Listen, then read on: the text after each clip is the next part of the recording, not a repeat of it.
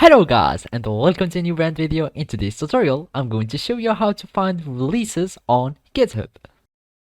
So the first thing to do is to open your web browser, either if it was Google Chrome, Mozilla Firefox, Microsoft Edge or any web browser that you are using. After that, you will need to go to github.com. And now we will need to create an account so we can be able to use the GitHub services. So basically all we need to do is to click on sign up and then it will redirect us to the sign up page. And now you need to add your email, then gmail.com or any other email that you are using. You click on continue, you create a password.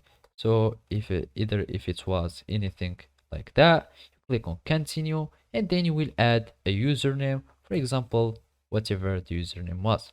Now you will need just to type yes or no if you want to have the emails and announcements. So click on no if you don't want to, and then you will need just to solve as a verification, you solve this puzzle.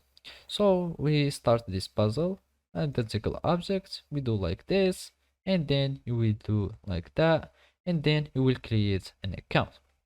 So basically after you create an account, all you need to do is to verify your email by having copying the code that will be sent to your email, and then you will just paste it here and you will be able to create a new account on GitHub. After that, it will sign in you and you will have access to use the GitHub repository. And basically now all you need to do is to follow these simple steps. So after you log into your GitHub account, all you need to do is to go to the repository where you want to find your releases. And after that, all you need to do is to click on this tag and it will take you automatically in the tags and releases.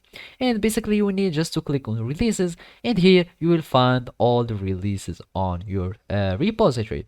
So basically this is how you can do it. Thank you for watching and see you next time.